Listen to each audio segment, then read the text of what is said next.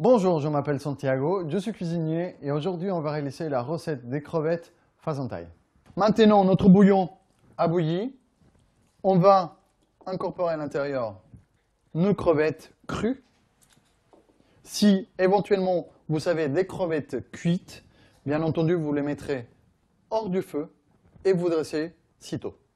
Ensuite on va les laisser 1 minute, on retire du feu, on laisse reposer 1 minute supplémentaire et on dresse. Et notre bouillon est prêt. Nous allons maintenant passer au dressage et aux finitions des plats. On prend le basilic thaï frais, qu'on va empiler les unes aux autres, avec de la menthe.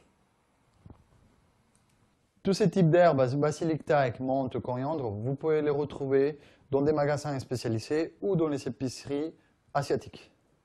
Ensuite, on roule les feuilles. Et on va les émincer finement.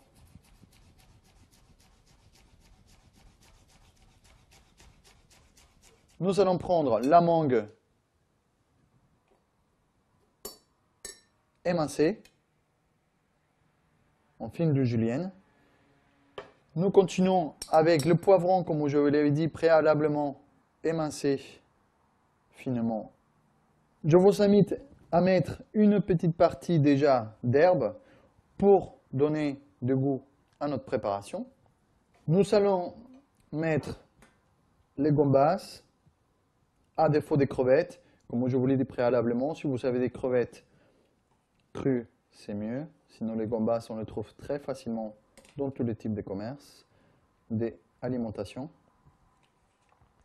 Je verse mon bouillon de lait de coco, pâte de curry, sauce poisson, bouillon de volaille, avec l'infusion de basilic thaï, de la menthe et de la citronnelle. On va terminer par une crevette en extrémité, en pointe,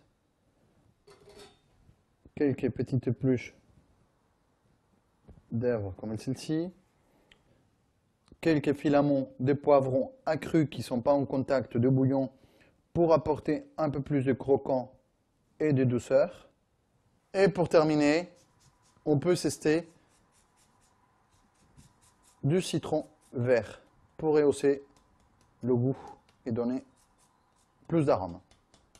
Votre crevette à la thaïlandaise sont prêts à être dégustées sans modération comme d'habitude.